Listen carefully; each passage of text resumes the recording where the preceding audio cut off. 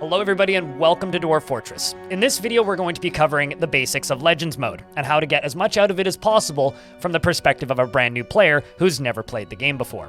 If you have some basic knowledge of Dwarf Fortress, and maybe you've messed around with Legends mode in the past, this video probably isn't for you. If you've never really ventured into the realms of Legends mode, this might be a good place to start. So, without further ado, we're going to create a world just to kind of have a look at and do some exploring in. So the way that we're going to do this is I'm just going to leave everything default, right? The game gives you a little hello and welcome guide and notification when you start it up, but we don't need that right now. We're just going to leave the world medium size, generate 100 years of history, leave the number of sites and civilizations medium, and leave everything else on default, okay? Now, by default, the game gives you a everywhere mineral generation. The way I would normally generate this is sparse, but that's fine. We're just going to leave everything default and click create a new world. If we want to get really fancy with things, we can go into detailed options, but that's a topic for a different video in the future. So as the world generates, Dwarf Fortress is building a series of histories. It's generating factions, it's generating artifacts, it's generating civilizations, it's generating many different sites and locations, it's naming everything, it's factoring in rainfall for the amount of stuff that's falling, and as you can see here, there's a list of events happening. Now, if I pause real quick, we're going to see the Hydra, Sturor Strapstand, the Special, was struck down by a grizzly bear and clapped-butted. That is quite an epic event for year 55. Perhaps we should look up that Hydra, or we could just let it slip by. These are all different events that we will be able to look at specifically and find out what happened in Legends mode. So let's continue generating and let World Gen finish. We're almost at the end here. It's 80% or 80 years out of 100 years completed already. As you can see, we do have this abridged chronicles, so some more interesting events have happened. The colorful ships of the Joyous Gates founded scribed paddles, and an elf became the master of the laminated curses. Some more interesting events. So we now have a very quick option. We can click play now, and it'll take us directly to the mode selection, or we can keep the world and generate a new world. This will boot us back to the main menu and give us an opportunity to load into this save if that's what we want, or alternatively, just, click on Play Now. Play Now is a new feature. Previously, the way this worked was you had to go back to the main menu and then select the world you wanted to play, but we're just going to dive right in by clicking Play Now. So now what's going to happen is the game is going to give us an option of modes. Of course, the most popular, Fortress mode, followed by Legends mode. But I personally think it's a good idea to take a look at Legends right when you're starting up a world, just to kind of get an idea of who you're going to be settling with and what kind of factions are in your world. Dwarf Fortress chronologues everything, so every living entity in this world is now available to be viewed via Legends. So that's Fortress mode. Adventurer is coming soon. That'll be out at a later date. That lets you play the game as a single-player RPG. And Legends mode is what we're selecting. So we click on Legends, and now we are given a list of options. Now, the first option here is historical figures. These are figures that had some sort of impact on the world. There are a lot more entities in the world that are not historical, things like random cows, cats, giant spiders, and, various other things. But these historical figures are figures that have had some sort of impact in the last 100 years, this being all 9,490 of them. We also have sites. These are locations These are locations that these people might be living in. We have artifacts, which are legendary creations that have been made by people in this world, probably by many of these. These can be anything from like a fancy chair all the way up to a book.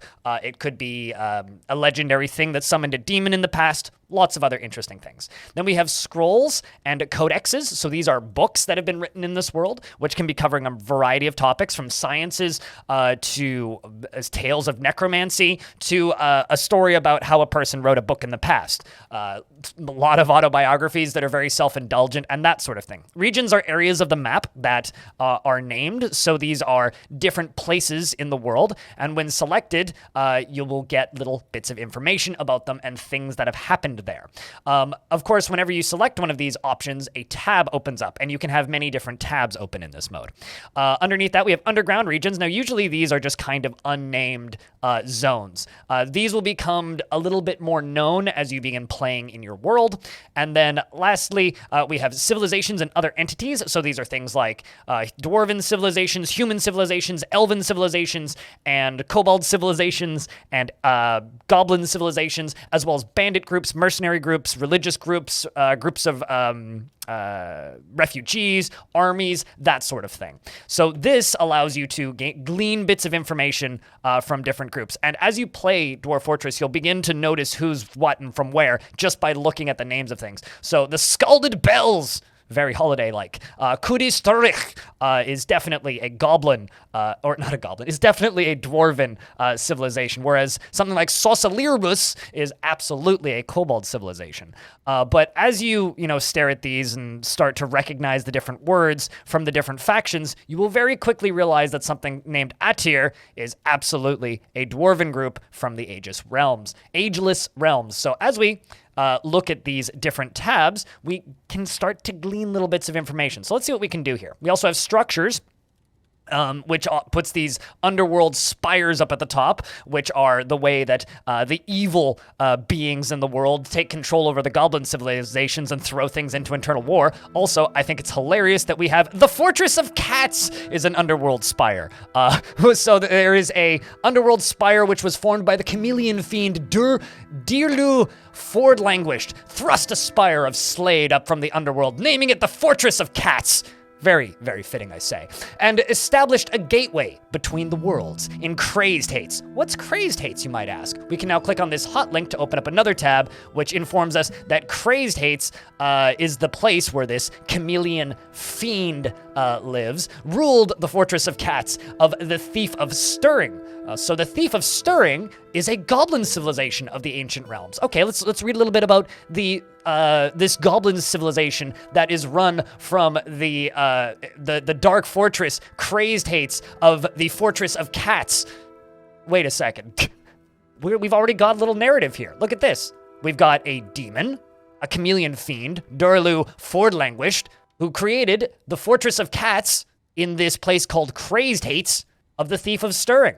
So now that we are all the way up to the Thief of Stirring, let's find out what's some of the first debauchery they got up to. The Deceiver of Rage of the Thief of Stirring founded Nourish Spiders. These are different locations. So we can now jump over to the locations screen and start to read about what's going on over here. Now, as you'll notice, these tabs, they build these little kind of arrows left and right. If you want to be able to see more on your screen at one time, there is a setting on the main menu to, instead of inflating the size of the UI to the size of the screen, you can have it much smaller, but I don't have the greatest eyesight, so it's much easier for me to have this bigger UI. But you can fit more tabs up top otherwise. And also, just looking at this, I immediately want the ability to pin these, but I digress. So if we close these down a little bit now, of course we could, look up the structure again, the Fortress of Cats, and find all of these people again. Let's jump back over to just plain legends, and let's go down to civilizations and other entities real quick. The Buck of Summer was an elven group of the Ageless Realms. The Buck of Summer founded Fragrance of Rhythm in Tonedale. Or Dale? Toned Dale? It's probably Toned Dale, I would guess. And the Buck of Summer of the Fragrance constructed the Tufted Bottles. In the mid-spring of year one, the lamented curses attacked the Buck of Summer. Oh, that's horrific. And the monster demon Susos, Clawdust, the Brilliance of Drilling led the attack. The defenders were led by the elf Magi Lyric Plunged, who was the princess of the Fragrance of Rhythm. Man, so it was an elven princess versus a monitor demon. And it seems like the fight kind of came out balanced because nobody got taken over, but they must have been a horrific battle. Let's actually jump over to the monitor lizard demon here and see what they were able to do. So if I scroll down a little bit here, this is where they attacked. So shortly after they created... So Stiti aided Susus in becoming a permanent part of the living world in the Great Fortress.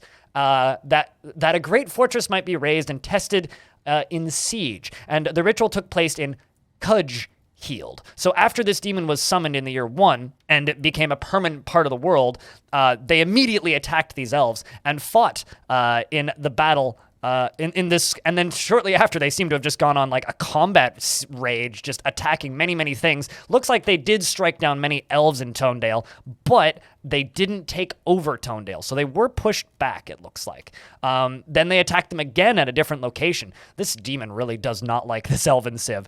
Really very much just going after everything. But by year 48, this demon of the Scalded Bells, of Boat Rumors, seems to have actually become a little bit more sports focused rather than just straight up combat focused. Maybe they got their fill and started taking place in wrestling competitions, specifically in Boat Rumors. Where's that? Boat Rumors of the Alchemical Quake and the Scalded Bells. So Boat Rumors seems to be a dwarven place. Boat Rumors was a fortress. So this demon really likes vacationing in Boat Rumors and taking part in these wrestling competitions of the Scalded Bells. I mean, I would too. Demons definitely have an unfair, advantage when it comes to these wrestling competitions. Clearly, because look how this demon is the victor in every single instance. Oh my god. As we scroll down a little bit, we find out that Cesus murdered an elf in Nightmare Socket. Nightmare Socket is a dark fortress. That is a part of that demon's domain. So just going from taking part in these wrestling competitions to briefly going home and murdering somebody for the fun of it. Demons, am I right? Scrolling down a little further, we immediately start to notice that, yep, this demon really has a love for forts or dwarven fortresses and wrestling competitions. Maybe just likes winning, actually, because look at all of these victories. So after being undefeated after many, many, many wrestling competitions, seems to have gone back to fighting. In fact, attacked the lamented curses of the Hill of Law, and the human Lalagos Speech Beyond led the attack. So after this demon was done with elves, they've moved on and dove directly into fighting with humans. After striking down many humans, smashed a whole bunch of humans up in the year 78, finishing it off with a camel, and now they are simply a member of the lamented curses from 1 to 178 and a former member of the Frightful Terror. The Frightful Terror, of course, was a goblin group, and the lamented curses, I think, is their current goblin group, a goblin civilization. So they went from being a member of a goblin group to being a member of a goblin civilization and becoming a wrestling victor and a hobbyist murderer and a long time running wrestling champion amongst the dwarves. Legendary tale of a local demon. Let's go find a person of royalty and see what they've gotten up to. So let's dive into the realm of lances, Omon Ingar. Oman Ingar was the realm of lances, was a human civilization, in fact.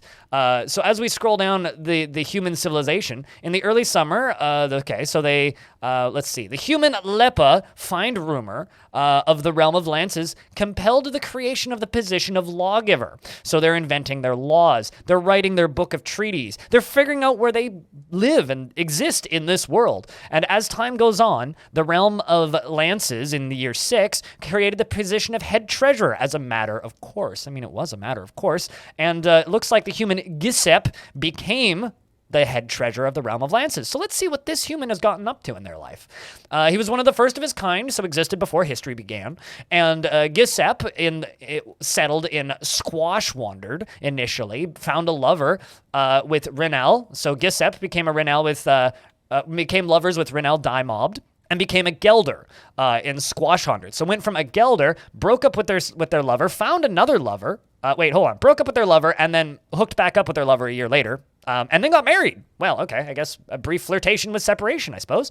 By the year 6, became the head treasurer, so from cutting nuts to being the head treasurer. I'm not sure how they acquired that job. 2 years later, divorced their spouse and became lovers with somebody named Atir. Atir is a female human, which is interesting because Atir is a dwarven name. So let's jump back over to Gesip right here now that we have Atir open. Got married to Atir and then settled in United Bell and then died of old age in the year 39. Let's see what happened with Atir. Initially settled in Squashwandered, so lived locally, had a lover named Thadar, and became a fish cleaner in Squashwandered, married Thadar, and then got divorced from Thadar 2 years later. Gesip and Atir became lovers, and seems to have stayed with Gesip, as we know from history, and moved around to a few different places, became a bard eventually, and Atir got married after becoming a bard in United Bell. I guess they traveled together to United Bell. And then in the mid-autumn of 16, doubts about the village was authored, and doubts about the village was created and then stored, I'm assuming. And in the early spring, Atyr actually got a promotion in the Realm of Lances and became the Master of Beasts. Found another lover after their previous spouse had passed away.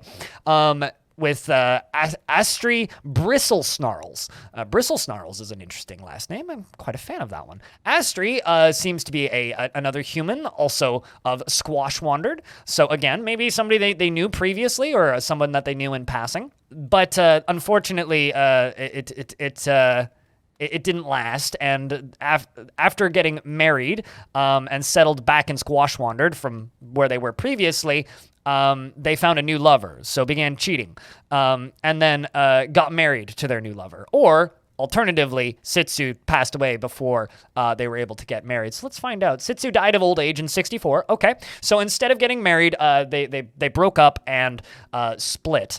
And then in the late autumn of 70, Atyr fought in the Scalded Onslaught in the assault of Seduced Away. Oh no. Seemingly went to war, maybe as some sort of battle bard, or perhaps they have some form of military training at this point. Etus, Tone Joke, and Atyr cemented a friendship amidst the horror of combat and fought in the Strifeful Sieges in assault on Seduced Way a second time, and then a third time they fought in the Squeezing Attack, all 1 year apart, and then eventually dying of old age in the year 84 after 2 years at war. I can read. 2 years at war and making a longtime friend. As we scroll down, they did kill one human, Goto, Distant Suitors, who was born in 36 and died in the year 70. As part of the first assault on Seduce Way. Seduce Way seems to be a fort of the Seductions of Shadow, which is a goblin group. Seems to have humans living here as I scroll down. Or not as I scroll down, I can't. But seems to have humans and goblins. Interesting. So as we scroll down here, we can also see all of their former spouses, their object of worship, and various other things. So let's change gears just slightly and close these little stories down that we've discovered and jump into just plain old historical figures. Let's see if we can find something interesting.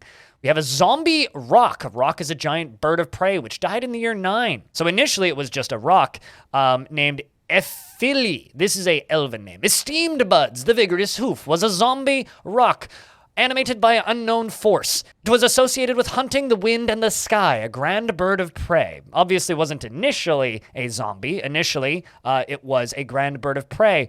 The human, Alwist, stabbed Hopeful, his right ear was ripped off by it, and then was struck down by Stab Hopeful in Denleapt.